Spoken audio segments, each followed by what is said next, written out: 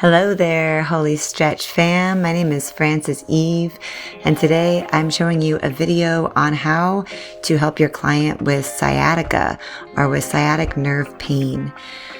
Please subscribe to the channel if you haven't already. I have lots of bodywork routines that you can learn from and grow from. And I will be coming out with an online course sometime next year, so stay tuned. All right, first of all, we want to go ahead and feel around our client's low back, glutes, and mid back. This is called a palpation process, and you're palpating the body with the palms of your hands, pressing down just to notice where any dense fascia is or where the sciatic nerve pain might be coming from. With my client here, his sciatic nerve pain was really coming from his glutes. So the glute area was the tightest area on his whole body. And so I like to take my olecranon and just lean my body into the glute, into the largest part of the glute. So I'm not jabbing him with my elbow. I'm actually just leaning my elbow with my body weight into the tightest part of his body. So always be aware that your movement comes from your body. It actually comes from your feet planted on the ground. So always make sure you have a nice grounding with your feet before moving forward towards your client's body. We're going to go ahead and lift up the client's right leg. So just going and bending their knee. And what you can do is really cool if you haven't tried this already, but what happens when you rotate their lower leg is that you get different angles in their hips and their glutes. So as your elbows gently pressed into their hip, you can actually rotate that lower leg and get different angles of pressure.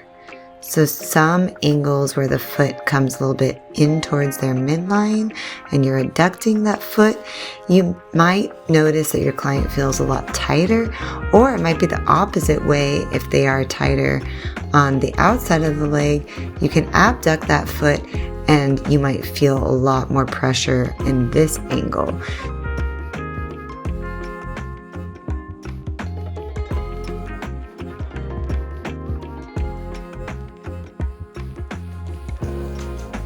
As a practitioner, it's important to breathe just as much as it's important for your clients to breathe. So as you come and relax out of the stretch, you want to inhale.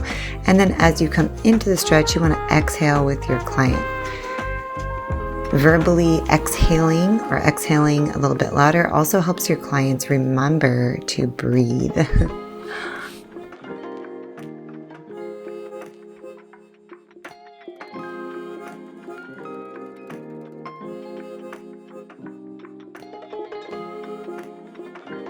All right, shaking that leg out. We're going to go to the other side now. So palpating their left side body, palpating the mid back, low back, and glute. And again, his tightest area was here in the left hip. So pressing the olecranon into the glute and then grounding my body into the ground and then shifting my weight forward. That helps me create pressure onto his body. So I'm not jabbing him with my elbow, rather I'm gently putting pressure into his glute to release that sciatic nerve. Go ahead and having a light grasp onto that left foot, you can rotate that lower leg and get different angles here. So pay very close attention to your client, listen to the sounds your client makes, and notice which areas are tighter than other areas.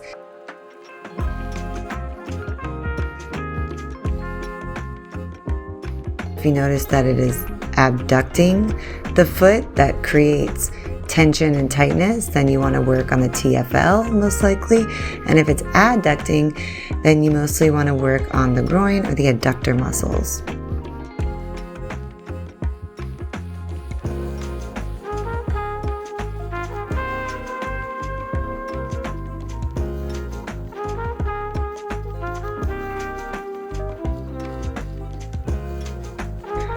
And shaking it out.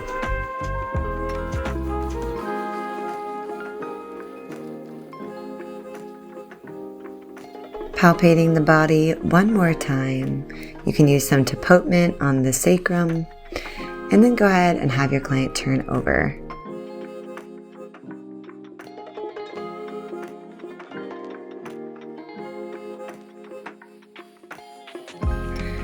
We're going to go ahead and shake them out in a supine position, and then grasping onto their left ankle, we're going to bring the right hand underneath their knee to get a nice bend. And then you can rotate their leg from here. So again, noticing which areas are tighter, the outside or the inside. We'll make some nice rotations, nice and easy and gentle.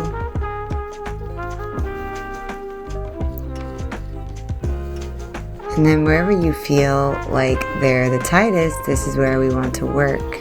I found that he seemed a bit tight in the adductors. So what we're going to do is bring the foot to the hip flexor and then rock the body forward. Remember, grounding into the earth, and then using your whole body weight to move his leg forward.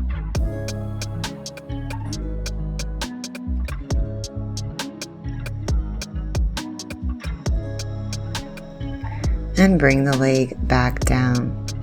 We're going to shake out the leg, and then we're going to bring it underneath the right leg, and then grasping onto their left ankle, and then bringing the left hand to their psoas. You want to go ahead and open up their hip joint. So this is super yummy to open up the psoas as you lean your body into their left psoas, gently pressing the palm of your hand into their hip flexor, opening their hip, keeping your body steady as you pull their left ankle towards you, and then bringing it back, shaking it out. Taking their right leg this time, we're going to bend the knee, bring the foot to the hip flexor, do the same thing as you did on the other side, leaning your body weight forward, coming from the grounding onto the floor through your hips, and then leading your body weight forward as they kick into you, giving you a bit of resistance.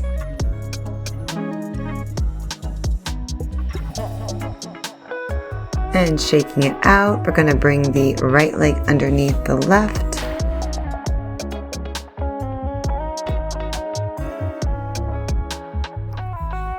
And bringing the right hand to the right psoas this time, pulling the legs towards you. It's a really nice stretch for the hips and also for the TFL.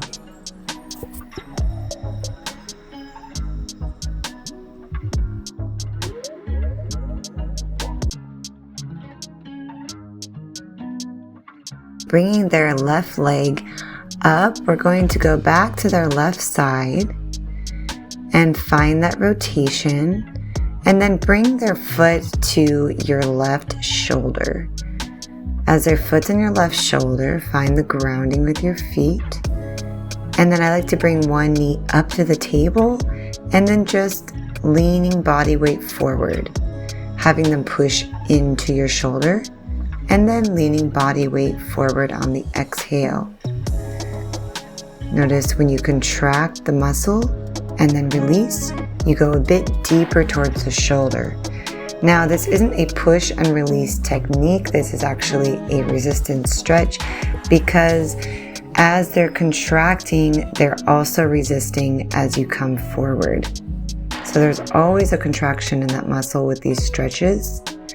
You are allowing your body weight to come forward into their resistance.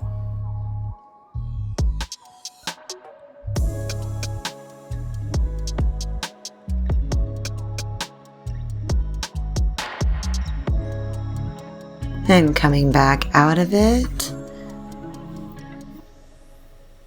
we're going to go ahead and lean forward once again. This time you're going to bring their foot on top of the left shoulder, and they're going to bend the leg as you lift up. So you want to protect their knee and then lift up with your body. So lifting up from your thighs, grabbing onto their knee, keeping it nice and safe. As they kick down, you're lifting to straighten their leg as much as it'll straighten.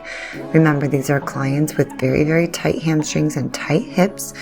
So he actually can straighten a decent amount, but not everyone will be able to straighten a decent amount. So never push, never force, only go as much as your client can stretch. And then if you want to get deeper into the calves, you can flex their foot and press their foot flexed. They can kick down towards you with a straight leg as you lean your body weight forward once again, just like the bent leg, but this time keeping it straight. And after a few times, I like to lean my body weight completely forward, and this brings their knee all the way towards their shoulder. So at this time, they give a little resistance and then they melt that leg all the way down.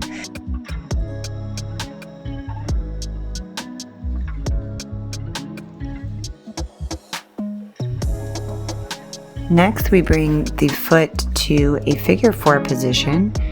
So bending their knee, giving them some rotations, or bringing the foot to your knee for stability and balance. And then gently rotate their leg. So when I say gently, I mean very gently, as knees can be very sensitive and touchy. So be careful, but notice the rotation in the hip. Now, when it feels safe to do so, we want to go ahead and rotate the knee open and the foot towards their chest a little more. So what they can do as far as resistance is push their foot towards you, and then you bring your knee forward. Notice how this gives him a really nice rotation in that hip.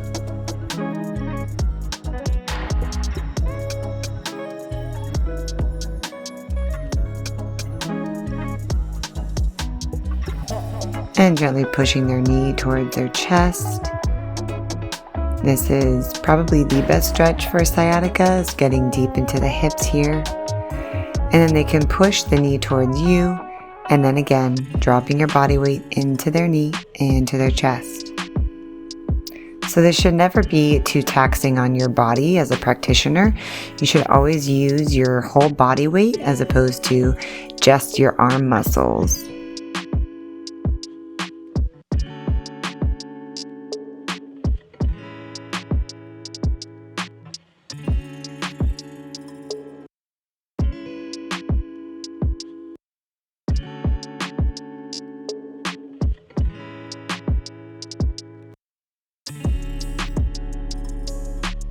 And after you're done about 4 or so, we'll go ahead and do one more. Exhale, knee to chest, and then we'll drop that leg out with a gentle rotation outwards. And then crossing the leg across the body, we can bend the knee here and then take the opposite arm to gently push that thigh down. This is a really great spinal twist. If their torso is coming along with them, you can gently nudge their shoulder down towards the table. And again, using your body weight to increase their twist. And bringing the leg down. Very good. We're going to move to the other side. So taking that right leg, remember we're going to start by bringing the foot to the shoulder and leaning forward, opening up the hip from here.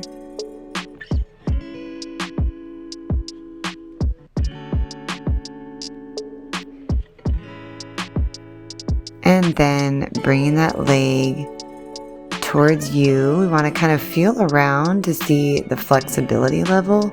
So you can come to increase the stretch or decrease the stretch. Notice where they're tight. I like to move like adducting and abducting so I can notice if they're tighter in the adductor or the TFL. Just like in the beginning, you're just kind of feeling around.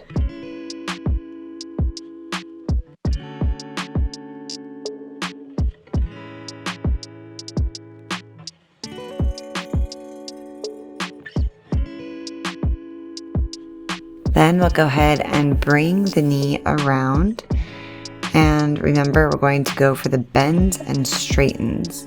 So we want to bring their heel to the top of your shoulder this time.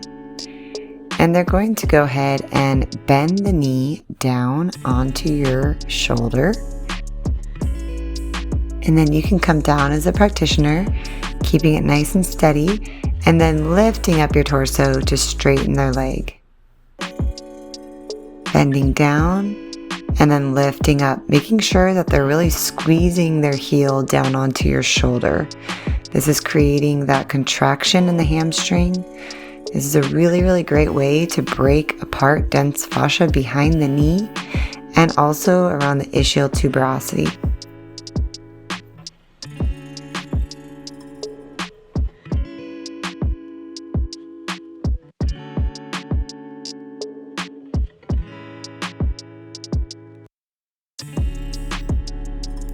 Now, keeping their legs straight, go ahead and have them kick down into you. And then lift your body up towards them, keeping the leg nice and straight this time. For some clients, it's a little bit difficult for them to straighten their leg, so just do the best you can. And then have them melt that leg down, bringing the knee towards their shoulder. Nice deep breaths in here. We don't want to do any bouncing or anything like that. We want a nice and steady stretch. So always have them resisting just a little bit as you come forward. Very good. Releasing that leg now, we're going to come into that figure 4. So bringing their foot to your knee, lifting the knee up. Going to get nice and deep into the hips. We're going for that rotation.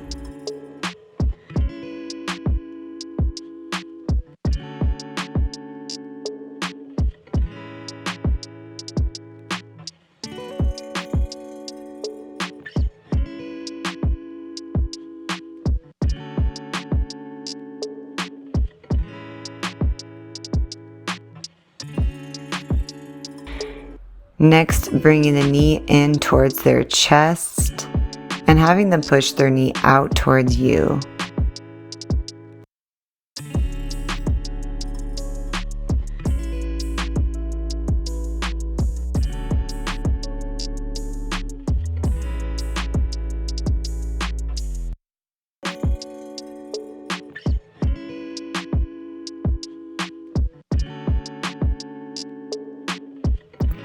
Opening the knee when you're complete and drawing it across the body, bending the knee, and then pressing down for that spinal twist.